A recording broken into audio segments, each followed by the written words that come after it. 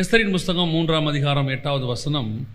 அப்பொழுது ஆமான் அகாஸ்வேர் ராஜாவை நோக்கி, உம்முடைய ராஜ்யத்தில் சகல நாடுகளிலும் உள்ள ஜனங்களுக்குள்ளே ஒருவித ஜனங்கள் சிதறுண்டு பரம்பி இருக்கிறார்கள். அவருடைய வழக்கங்கள் சகல ஜனங்களுடைய வழக்கங்களுக்கு விகற்பமாயிருக்கிறது. அவர்கள் ராஜாவின் சட்டங்களை கை கொள்ளுகிறதில்லை. ஆகையால் அவர்களை இப்படி விட்டிருக்கிறது ராஜாவுக்கு நியாயம் அல்ல என்று சொன்னார். அதிகமாக உலகத்தில் சிதறடிக்கப்பட்டவர்கள் யார் அப்படின்னு நீங்கள் பார்த்தீங்கன்னு சொன்னால், யூதர்கள் தான் அதிகமாக சிதறடிக்கப்பட்டார்கள். அவர்கள் பல முறை சிதறடிக்கப்பட்டிருக்கிறார்கள். உலகத்தின் எல்லை எங்கும் சிதறடிக்கப்பட்டிருக்கிறார்கள். இன்னும் சொல்லப்போனால் எகிப்துக்கு ஒரு முறை போனார்கள். அதற்கு பிறகு அவர்கள் பாபிலோன் காலத்தில் அவர்கள் பாபிலோனுக்கு சிறைப்பட்டு போனார்கள். அதற்கு பிறகு கிபி 70 அவர்கள் உலகமெங்கும் சிதறடிக்கப்பட்டார்கள், பூமியினுடைய சகல முனைகளுக்கும். அதற்கு பிறகு அதிகமாக சிதறடிக்கப்பட்டவர்கள் யார் அப்படின்னு பார்த்தீங்கன்னு சொன்னால், இப்போ நம்ம பார்க்குற இலங்கை தமிழர்கள் உலகம் முழுக்க சிதறடிக்கப்பட்டார்கள். அவங்க போகாத நாடுகளே இல்லை அப்படின்னு சொல்லிடலாம். யூதர்களுக்கு பிறகு அவங்க தான் அதிகமாக சிதறடிக்கப்பட்டார்கள். இவங்க 2 பேருக்கு நடுவில் ஒரு மிக முக்கியமான உலக பிரகாரமான ஒத்துமை இருக்குது இல்லையா, சிதறடிக்கப்பட்டாங்க அப்படின்னு சொல்லி. அதை பார்த்துட்டு இருக்கும்போது ஆண்டவர் இந்த வசனத்தை எனக்கு உணர்த்தினார். இதில் என்ன இருக்குது அப்படின்னா, உம்முடைய ராஜ்யத்திலே சகல நாடுகளில் உள்ள ஜனங்களுக்குள்ளே ஒருவித ஜனங்கள் சிதறுண்டு பரம்பி இருக்கிறார்கள். ஆக்சுவலாக இவங்க 2 பேரும் உலக பிரகாரமாக மாம்சத்தின்படி சிதறடிக்கப்பட்ட ஜனங்களாக இருந்தாலும், இன்னொரு ஜனம் இருக்கிறது, அது ஆவிக்குரிய விதத்திலே சிதறடிக்கப்பட்டதான ஒரு ஜனம். அப்போஸ்தலர் நடபடிகள் 8ஆம் அதிகாரம் 4வது வசனத்தை வாசிங்கள். சிதறி போனவர்கள் எங்கும் திரிந்து சுவிசேஷ வசனத்தை பிரசங்கித்தார்கள். இந்த சிதறி போனவர்கள் யார்? ஒரு பக்கம் சிதறி போனவர்கள் என்று சொல்லி பார்த்தால் பைபிளில் சொல்லப்பட்டிருக்கிறது, யூதர்களை குறித்து சொல்லப்பட்டிருக்கிறது. அதே நேரத்தில் புதிய ஏற்பாட்டில் அப்போஸ்தலர் நடபடிகளில் சிதறி போனவர்கள் அப்படின்னு யாரை பற்றி சொல்லப்பட்டிருக்கிறது அப்படின்னு பார்த்தீங்கன்னு சொன்னால், சபையாரை குறித்து, புதிய ஏற்பாட்டு சபையை குறித்து சொல்லப்படுகிறது.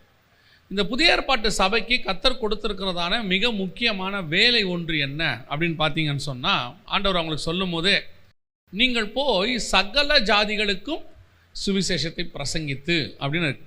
இந்த சகல ஜாதிகளுக்கும் சுவிசேஷத்தை பிரசங்கிக்கணும்னா இவர்கள் எல்லோரும் எல்லா பக்கமும் போக வேண்டும்னு அர்த்தம். எல்லா பக்கமும் போகணும். ஆனால் ஆதிகால திருச்சபை 8ஆம் அதிகாரம் வரைக்கும், அப்போஸ்தலர் நடபடிகள் 8ஆம் அதிகாரம் வரைக்கும் நீங்கள் வாசித்து பார்த்தீங்கன்னா, சபை சிதறி போகவில்லை. அவங்க எங்கே இருக்கிறாங்கன்னு கேட்டிங்கன்னா, ஒரு இடத்துலையே தனித்து வாசம் பண்ணும்படி விரும்புகிறார்கள். அவங்க என்ன நினைக்கிறாங்க அப்படின்னு பார்த்தீங்கன்னு சொன்னால், எங்கேயும் சிதறி போகாமல் ஓர் இடமா அவர்கள் கூடி உட்கார்ந்து விட்டார்கள். அப்போஸ்தலர் நடபடிகள் வாசிங்க.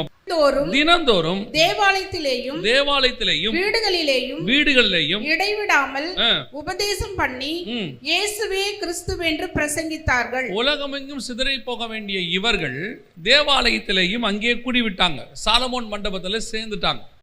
வீடுகளில் எருசலேமை விட்டு இவங்க வெளியவே போகவே இல்லை. அது மட்டுமல்ல, அதுக்கு அடுத்த அதிகாரம் இப்போ நீங்கள் வாசிச்சிங்க. அந்நாட்களில் சீஷர்கள் பெருகின போது நிறைய இன்னைக்கு உள்ள மிக முக்கியமான ஒரு ஆவி அந்த காலத்திலேயே ஆரம்பிச்சிருச்சு. அது என்ன ஆவின்னு கேட்டிங்கன்னா, மெகா சர்ச் ஆவி, பெரிய சபையினுடைய ஆவி. அந்த ஆவி அன்றைக்கே வந்துருச்சு. எப்படின்னு பார்த்தீங்கன்னா, சீஷர்கள் பெருகின துவங்கின போது அப்படியே பெருசாகிட்டே போகிறாங்க, பலுகி பெருகிட்டே இருக்கிறாங்க. இப்போ ஆன உடனே ஆட்டோமேட்டிக்காக என்ன ஆகுது, அடுத்த தப்பு ஒன்று நடக்குது. என்ன நடக்குது அப்படின்னு கேட்டிங்கன்னு சொன்னால், இவங்க சிதறி போய் உலகமெங்கும் சுவிசேஷம் பிரசங்கிக்க வேண்டியவங்க. எருசலேமிலும் யூதாயாவிலும் சமாரியாவிலும் பின்பு பூமியின் கடைசி பரியந்தம் போக வேண்டியவங்க. ஆனால் இவர்கள் என்ன நினைக்கிறாங்க அப்படின்னு கேட்டிங்கன்னா, சுவிசேஷம் பிறகுச்சு, நாம் எங்கும் சிதறி போகாமல் ஓர் இடமாக கூடி ஒரு இடத்துல நாம் கூடி இருக்கணும் அப்படின்னு நினைக்கிறாங்க. இந்த கூட்டம் பெருசாக ஆக ஆக ஆக்சுவலாக தேவனுடைய சபையினுடைய பிளான் பெரிய சபை கிடையாது, மெகா சர்ச் கிடையவே கிடையாது. பைபிள்லையும் கிடையாது, எங்கேயுமே கிடையாது. மெகா சர்ச்சுங்கிற கான்செப்டே கிடையாது. தேவனுடைய திட்டம் இவர்கள் பலுகி பெருக வேண்டும் என்பதில்லை, இவர்கள் சிதறி போய் எங்கும் சுவிசேஷத்தை பிரசங்கிக்கணும். எல்லா பக்கமும் இவங்க போய் உலகமெங்கும் சுவிசேஷம் பிரசங்கிக்கப்படணும். ஆனால் இவங்களுக்குள்ளே இருந்த இன்னொரு எண்ணம் என்ன அப்படின்னா, நாம் சிதறி போகாமல் ஓரிடமாக கூடி இருக்கணும். இது மனுஷனுடைய இயல்பு. உதாரணமாக ஆண்டவர் ஜனங்களை பார்த்து சொன்னார், நீங்கள் பலுகி பெருகி பூமியை நிரப்புங்கள் அப்படின்னாரு. பிசாசு கொடுத்த திட்டம் என்ன அப்படின்னு கேட்டிங்கன்னா, 11ஆம் அதிகாரம் ஆதியாகமத்தின் புஸ்தகத்தில், நாம் பூமி எங்கும் சிதறி போகாதபடிக்கு ஓர் இடத்தில் அவர்கள் கூடிக்கொண்டார்கள். அவர்கள் கிழக்கே பிரயாணம் பண்ணி அவர்கள் பாபிலோன் என்கிற இடத்துல கூடி அவர்கள் என்ன சொல்கிறாங்கன்னா, நமக்கு ஒரு பேர் உண்டாக்கவும் நமக்கு ஒரு நகரத்தை கட்டவும் அப்படின்னு சொல்லி அவங்க வசனம் படுது. அப்போ தேவனுடைய திட்டம் இவங்க பலுகி பெருகி பூமியை நிரப்பணும். பிசாசு அதுக்கு ஆப்போசிட்டாக ஒரு திட்டம் கொடுக்குறான். என்ன சொல்கிறது, நான் பூமியின் மீதெங்கும் சிதறி போகாதபடிக்கு அப்படின்னு, எங்கேயும் சிதறி போகாமல் ஓர் இடமா இருந்து ஓர் சிட்டி கட்டி, அந்த ஒரு சிட்டியில் ஒரு கோபுரத்தை கட்டி நாம் இங்கே ஸ்பிரிச்சுவலாக இங்கேயே ஒன்றா கூடி வாசம் பண்ணுவோம். இதுதான் மெகா பிளான். இந்த மெகா பிளானுடைய திட்டம் வந்து பிசாசுது. இந்த பிளானை அப்படியே கொண்டு வந்து எங்கே போகிறோன்னா சர்ச்சுக்குள்ளே போடுறான். சர்ச்சுக்குள்ளே போட்டு இவங்க எல்லாம் என்ன டிசைட் பண்ணுறாங்க, நாங்கள் எல்லாம் ஒன்றா கூடி இருப்போம், ஒரே இடமா இருப்போம், அப்பம் விடுவோம், நம்ம உபதேசம் பண்ணுவோம், எல்லாம் ஸ்பிரிச்சுவல் தான். இதில் எதுவுமே உலக பிரகாரமான பாவமே கிடையாது, எல்லாம் ஸ்பிரிச்சுவல் தான். ஆனால் இருக்கும்போது ஆண்டவர் என்ன செய்கிறாரு, அங்கே ஒரு பிரச்சனையை உண்டு பண்ணுறாரு. நான் இப்பவும் சொல்லுவேன், சபைகளுக்குள்ளே கர்த்தருடைய திட்டத்தின்படி சபை நடக்காவிட்டால் சபையில் பிரச்சனை வரும். அங்கே பிரச்சனை வருது. பிரச்சனை வந்த உடனே 6ஆம் அதிகாரத்தில் பிரச்சனை வருது, 8ஆம் அதிகாரத்தில் சபை கர்த்தருடைய சித்தத்தை செய்ய ஆரம்பிச்சிருச்சு, சிதறி போக தொடங்கிருச்சு. இவங்க என்ன பண்ணுறாங்க, அடுத்து ஒரு கார்ப்பரேட் வேலையை ஆரம்பிக்கிறாங்க. என்ன கார்ப்பரேட் வேலையை ஆரம்பிக்கிறாங்க, வசனம் சொல்லுது பாருங்க, அந்த 12 சீஷர் கூட்டத்தை வரவழைத்து, நாங்கள் தேவ வசனத்தை போதியாமலும் பந்தி விசாரணை செய்வது தகுதி அல்ல. சகோதரரே, பரிசுத்தாவியும் ஞானமும் நிறைந்த நற்சாட்சி பெற்றிருக்கிற 7 பேரை உங்களில் தெரிந்து கொள்ளுங்கள், அவர்கள் இந்த வேலைகளை ஏற்படுத்துவோம். இப்போ கார்ப்பரேட் உருவாகுது. நாங்கள் சிஇஓஸ் மேலே உட்காந்துப்போம், நாங்கள் கமிட்டி, நாங்கள் வந்து மேலே இருக்கிறதான ட்ரஸ்ட்டு, நாங்கள் மேலே உட்காந்துப்போம், கீழே வேலைக்கு ஆள் செட் பண்ணுங்க. ஆனால் ஆள் எப்படி இருக்கணும், ஸ்பிரிச்சுவலாக இருக்கணும், அதான் ரொம்ப முக்கியம், ரொம்ப கவனிக்கிறதா இருக்கணும், ஸ்பிரிச்சுவல் பீப்புளாக இருக்கணும். அடுத்து என்ன பண்ணணும், அவங்க அதெல்லாம் பார்த்துப்பாங்க. பந்தி விசாரிப்பு, யாருக்கு என்ன சாப்பாடு போடணும், இன்றைக்கி என்ன மெனு, 7 நாளைக்கு என்ன மெனு, அப்புறம் 7ஆம் நாள் நம்ம கூடி வந்து தேவனை ஆராதிக்கணும், முடியும் போது என்ன சாப்பாடு போடணும், வரவங்களுக்கு என்ன வெல்கம் ட்ரிங்க்கு, எல்லாம் பிளான் பண்ணுங்க. இப்போ அவன் ரட்சிக்கப்பட்டு அதுக்கு தானே வந்தான் உள்ள. இவ்வளோ பேர் ரட்சிக்கப்பட்டு எதுக்கு வந்தான், பந்தி விசாரிப்பு செய்வா வந்தான். இவ்வளோ பேர் ரட்சிக்கப்பட்டு எதுக்கு வந்தான் உள்ளுக்குள்ள, அவன் வந்துட்டு உள்ளுக்குள்ள மற்ற வேலையை பார்க்க வந்தான். அவன் வந்தது சீஷன் ஆகி போய் ஜனங்களை சீஷன் ஆக்குவதற்கு, அதுக்கு தான் உள்ள வந்தான். ஆனால் என்ன திட்டத்தை பிசாசு அங்கே போட்டான், பாபிலோனில் இருந்த திட்டத்தை இங்கே போட்டான், சிதறி போகாதபடிக்கு. நமக்கு வேலை என்ன தெரியுமா, நல்லா தெரிஞ்சுக்கொள்ளுங்க. கர்த்தர் நமக்கு ஒன்று சொன்னால் பிசாசு அதுக்கு ஆப்போசிட்டாக செய்ய சொல்லுவான். தேவன் ட்ரெஸ்ஸு போடாமல் வச்சா பிசாசு ட்ரெஸ்ஸு போட சொன்னான், இதுதான் திட்டம். சரின்ட்டு ஆண்டவர் என்ன பண்ணுறாரு, தோல் உடைகளை செய்து கொடுத்தாரு. பிசாசோட திட்டம் தெரியுமா, ட்ரெஸ்ஸை கழட்ட சொல்லுவான். இப்போ ட்ரெஸ்ஸை கழட்டுறது பிசாசோடைய திட்டம். நம்ம என்ன சொல்கிறோமோ அதுக்கு ஆப்போசிட்டாக ஒரு ஆவி பேசும், ஒன்று செய்யும், அதுக்கு ஒரு ஸ்பிரிச்சுவல் மூலம் பூசும், அதுக்கு 2 வசனத்தை கையில் எடுத்துக்கிட்டு பைபிள் என்ன சொல்லுதோ அதுக்கு அகைன்ஸ்டாக பேசுகிறதே ஒரு குரூப். இது வேற யாராலையும் உண்டாக்கப்படுவதில்லை, பிசாசால் உண்டாக்கப்படுவது.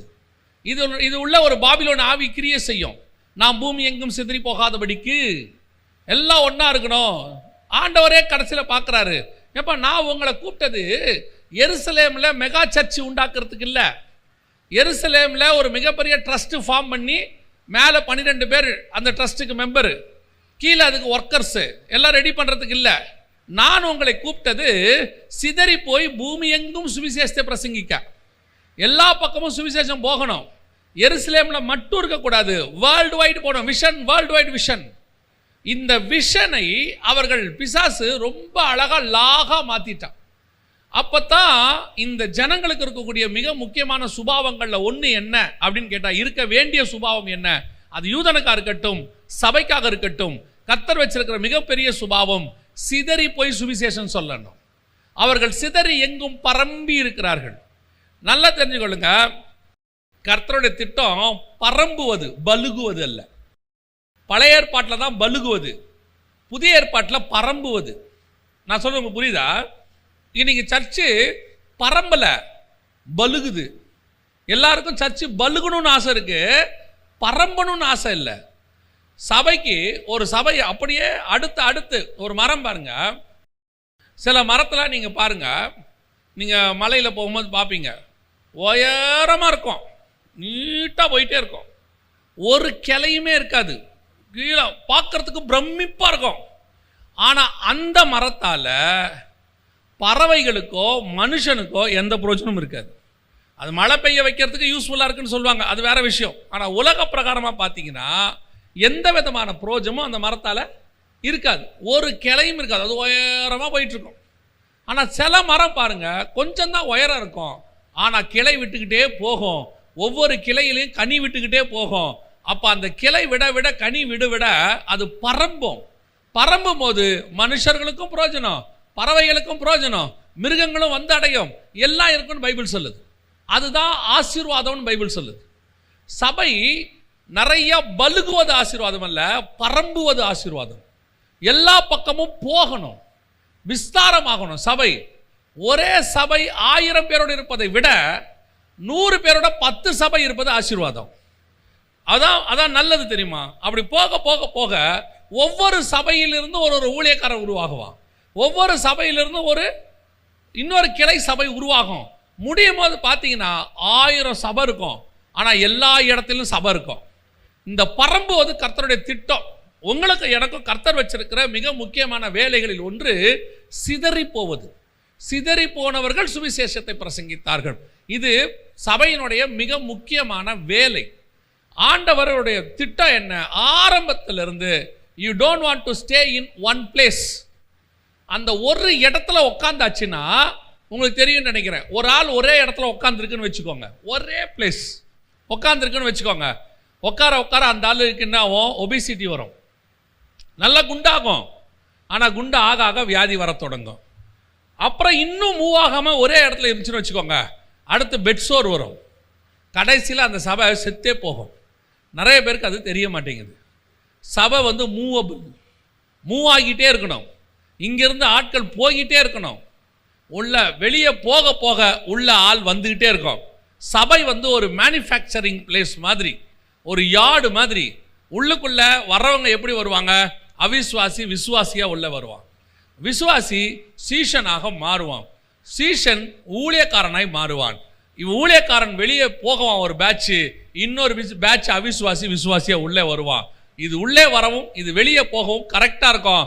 ஃபேக்ட்ரி வேலை பார்த்துக்கிட்டே இருக்கும், அது பாட்டு நடந்துகிட்டே இருக்கும். யோசித்து பாருங்க, இப்போ உள்ளுக்குள்ள கார் வந்துக்கிட்டே இருக்கு ஷோரூமுக்கு, ஆனால் வெளியவே போல என்ன ஆகும்? ஃபேக்ட்ரி மேனுஃபேக்சர் மட்டும் நடக்குது, வெளியே இருந்து ஆள் உள்ளே வந்துக்கிட்டே இருக்கு. இப்போ நம்ம என்ன பண்ணுறோம்? கார் நிற்க வைக்க இடம் இல்லைன்ட்டு ஷோரூமை பெருசாக்கிட்டே இருக்கிறோம், இன்னும் பெருசாக்குறோம். ஷோரூம் பெருசாகுது தம்பி. எத்தனை கார் வெளியே போயிருக்குது, எத்தனை மேனுஃபேக்சரிங் போஸ்ட் வெளியே போயிருக்குது, எத்தனை ஊழியக்காரன் உருவாயிருக்கிறான், எத்தனை சபை உருவாயிருக்குது. உங்களை ஆண்டவர் உள்ள கொண்டு வந்ததுக்கு ஒரு ரீசன் இருக்கு. எதுக்கு கொண்டு வந்தாரு? இந்த சபைக்குள்ள இருந்தால் தேவ திட்டத்தை உங்களை கொண்டு செய்வதற்கு கர்த்தருக்கு வசதியாக இருக்கும். உங்களை வச்சு இந்த சபையில் செய்ய முடியும். அதுக்கு தான் கர்த்தர் கூட்டு வந்தார். அந்த காலகட்டம் வரைக்கும் கர்த்தர் உங்களை இங்கே வச்சிருப்பாரு, வச்சு உருவாக்குவார். அது நீங்கள் வெளியே போய் ஊழியம் செஞ்சாலும் சரி, இல்லை சபைக்குள்ளேயே இணைஞ்சு நீங்கள் ஊழியம் செஞ்சாலும் சரி, ஆக மொத்தத்தில் நீங்கள் இங்கே வந்தது தேவனுடைய சித்தத்தை செய்வதற்காக மட்டும்தான். பல நேரங்களிலே கர்த்தர் உங்களை பல இடங்களுக்கு சிதறி போக பண்றார். நல்லா தாங்க இருந்துச்சு அந்த ஏரியாவில் வீடு, திடீர்னு ஓனர் என்னை காலி பண்ண சொல்லிட்டார். ஏன் பண்ண சொன்னார்? எதனால் பண்ண சொன்னார்? பார்த்தா நாங்கள் வேற இடத்துக்கு போயிட்டோம், அங்கே ஒரு வீடு கிடைச்சது, நல்ல வீடு, ஆண்டவர் எங்களை அங்கே கூட்டிகிட்டு போனார், கர்த்தர் நல்ல வீடு கிடைக்க பண்ணார். எதுக்கு கிடைக்க பண்ணார்? ஏன் அங்கே கொண்டு போக பண்ணார்? அந்த இடத்தில் உங்களை வைத்து தேவ திட்டத்தை நிறைவேற்ற வேண்டும் என்பது கர்த்தருடைய திட்டம். அந்த ஏரியாவுக்கு சுவிசேஷம் நீங்க சொல்லணுங்கிறது கர்த்தருடைய திட்டம். சிதறி போனவர்கள் எங்கும். பல நேரங்களில் சகோதரிகள் சாட்சி சொல்றாங்க. என்ன சொல்றாங்க தெரியுமா? நான் இந்த குடும்பத்தில் வந்துட்டேன், நான் ஆண்டவரை ஏற்றுக்கொண்டேன், ஆனால் இந்த குடும்பத்தில் யாருமே என்ன செய்யலை? ஆண்டவரை ஏற்றுக்கொள்ளலை. நீங்கள் ஆப்போசிட்டாக பார்த்துக்கிட்டே இருக்கீங்க உங்கள் வாழ்க்கையை. ஆக்சுவலாக பிளான் என்ன தெரியுமா? கர்த்தருக்கு உங்கள் ஒரு ஆளை வச்சு தான் அந்த முழு குடும்பத்தையும் ரட்சிக்கணுங்கிறதா கர்த்தருடைய திட்டம். உங்களை சிதறி போக பண்ணுறாரு. உங்கள் அப்பா அம்மா வீட்டிலேருந்து கொண்டு போய் ஏன் அந்த வீட்டில் விட்டாரு? உங்கள் அப்பா அம்மா வீட்டில் நீங்கள் ரொம்ப நல்லா தானே இருந்தீங்க, நீங்கள் அங்கே ஜெபம் பண்ணும்போது கர்த்தர் உங்களுக்கு ஆசீர்வாதமாக தான் பேசினாரு, கர்த்தர் நல்லா தானே வச்சுருந்தாரு, எதுக்கு கொண்டு போய் அந்த ஏரியாவில் விடுறாரு?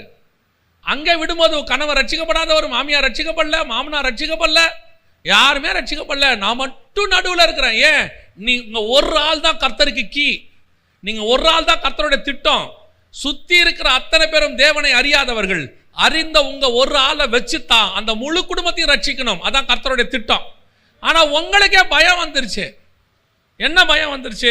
ஐயோ, இந்த குடும்பத்தில் இருக்கிறோமே, நம்ம ஜெபிக்க முடியுமா, வேதம் வாசிக்க முடியுமா, நம்மளால ஏதாவது செய்ய முடியுமா, கொஞ்ச நாள் உபத்திரவம் இருக்கும், ஆனால் ஒன்று மட்டும் நிச்சயம் நடக்கும், நீங்கள் அவர்களைப் போல மாற மாட்டீர்கள், உங்களைப் போல அவர்கள் மாறுவார்கள். கர்த்தர் அதுக்கு தான் உங்களை சிதறி போக பண்ணினார். எதுக்கு உள்ள கூட்டு போனார்? அதுக்கு தான் கூட்டு போனார். எதுக்கு ஒரு ரட்சிக்கப்படாத ஆபீஸுக்குள்ள உங்களை ஒரு ஆளை கொண்டு போய் உட்கார வைக்கிறாரு? நீங்க ஒரு ஆள் தான் அந்த மொத்த ஆபீஸுக்குமான கீ. உங்க ஒரு ஆளை வச்சு தான் அந்த முழு ஆபீஸையும் கர்த்தர் சந்திக்க முடியும். உங்க ஒரு ஆளை வச்சு தான் அந்த குடும்பத்தை ரட்சிக்க முடியும். இன்னைக்கு நம்ம கர்த்தர் சிதறி போக பண்றதுக்கான நோக்கம் அதுதான். நாம என்ன நினைக்கிறோம் தெரியுமா? எங்கேயும் போயிடக்கூடாது, ஒரு கம்ஃபர்ட் ஜோன், ஒரே இடத்துல உட்காந்துக்கணும், எங்கேயும் போகக்கூடாது, சிதறிலாம் போகக்கூடாது. அதுவும் கொஞ்சம் நம்ம வளர ஆரம்பித்து நம்ம சுற்றி ஒரு 20-30 பேர் வந்துட்டாங்கன்னா நம்ம ஒன்று மண்ணாக இருக்கணும். எப்படி இருக்கணும்? நீங்கள் ஒன்றா இருந்தால் மண்ணாக தான் இருப்பீங்க. சொல்லும் போதே நம்மளால் சொல்கிறான், ஒன்று மண்ணாக இருக்கணும். நீங்கள் ஒன்றா இருந்தீங்கன்னா மண்ணாக இருப்பீங்க. பைபிளை பொறுத்த வரைக்கும் புதிய ஏற்பாடு ஒருமனப்பட்டு நாம் ஜெபம் பண்ணோம், அதில் எந்த மாற்று கருத்தும் இல்லை. ஒருமனப்பட்டவங்க அத்தனை பேரும் அந்த வேலை முடிஞ்ச உடனே சிதறி போயிடணும். 120 பேர் 40 நாள் ஒன்றா கூடி 50வது நாள் அங்கே பரிசுத்த ஆவி இறங்கிட்டார். ஆனால் அவங்க எப்படி இருந்தாங்களாம்? ஒருமனப்பட்டு ஓரிடத்தில் கூடி வந்திருந்தார்கள். ஆனால் பரிசுத்த ஆவியானவர் வந்த பிறகு 120 பேருக்கு அங்கே வேலை கிடையாது. ஆளாளுக்கு ஒரு பக்கம் புறப்பட்டு போனோம். ஒரு ஆள் ஒரு நாட்டுக்கு போனானா போதும், ஒரு நாட்டை தலைக்கீழாய் மாற்றுகிறவன் அந்த ஒரு ஆள் தான். அவன் ஒருவனை கண்டு கர்த்தர் அந்த நாட்டையே மாற்றிடுவார். 120 பேர் 120 நாட்டுக்கு போயிருந்தா 120 நாடும் கிறிஸ்தவ நாடாக மாறி இருக்கும். நம்ம கிறிஸ்தவ நாடாக மாற்றுறது நம்ம வேலை இல்லை, ஜனங்களுக்கு கிறிஸ்துவை சொல்லுவது அதான் நம்ம வேலை. அப்போ நம்முடைய வேலை என்ன? சுவிசேஷம் சொல்லுவது. அதுக்கு தான் ஆண்டவர் எல்லாத்துக்கும் கூப்பிட்டு போகிறார். நீங்கள் ஒரே இடமா உட்காந்து அப்படியே ஒரு இடத்துலையே அப்படியே ஓட்டி முடிச்சிடணுங்கிறது ரொம்ப ஆசை. அப்போது ஆமானுக்கு நல்லா தெரியுது, ஒரு கூட்டம் சிதறி பரம்பி இருக்கிறது. அந்த கூட்டம் ஒருவித ஜனங்கள் சிதறண்டு பரம்பி இருக்கிறார்கள். இதான் நம்மளை பற்றின சாட்சியாக இருக்கணும். நம்மளை பற்றின சாட்சியாக தான் அப்படியே பரம்பிக்கிட்டே இருக்கணும், சிதறிக்கிட்டே இருக்கணும். நாம் சிதறத்துக்கு இன்றைக்கி ரெடியாக இல்லை. நாம் சிதறவும், கர்த்தரே சில நேரத்தில் சிதறவும் பண்ணுறார். காரணம் என்ன தெரியுமா? நாமளே பரம்பிட்டா கர்த்தர் நம்மளை சிதற பண்ண மாட்டார். முடிவெடுக்கணும். கர்த்தர் என்னை எதுக்கு இந்த சபைக்கு கூட்டிகிட்டு வந்தார்? நான் இந்த சபையில் 35 வருஷமாக விசுவாசியாக இருக்கிறேன், பேர் வாங்க வரவில்லை. ஆவிக்குரிய வாழ்க்கையில் வளர வந்திருக்கிறேன். 35 வருஷத்தில் நான் வளர்ந்துருக்கணும், கர்த்தர் விரும்புகிற இடத்தை அடைஞ்சிருக்கணும், என்னை கொண்டு கர்த்தர் ஏதாவது ஒரு காரியத்தை செய்திருக்கணும். சபைக்குள்ள அத்தனை பேரும் சீசனாக தான் இருக்கணுமே ஒழிய வெறும் விசுவாசியாக இருப்பதற்கு கர்த்தர் அழைக்கவே இல்லை. விசுவாசி என்பது பேசிக் லெவல், அதுக்கு அடுத்த லெவல் சீசன், அதுக்கு அடுத்த லெவல் ஊழியக்காரன். அந்த இடத்துக்கு நம்ம அத்தனை பேரும் வரணும். அப்படி வரும்போது கர்த்தர் உங்களை கொண்டு பெரிய காரியத்தை செய்ய போவார். அல்லேலூயா. இது முதலாவது. ஒரு விசுவாசி ஒரு சபைக்குரியதான குணாதிசயம். ஆமானுக்கே தெரிஞ்சிருக்குது, நமக்கு தான் தெரியல. சிதறுண்டு பரம்பி இருக்கணும்னு சொல்லி.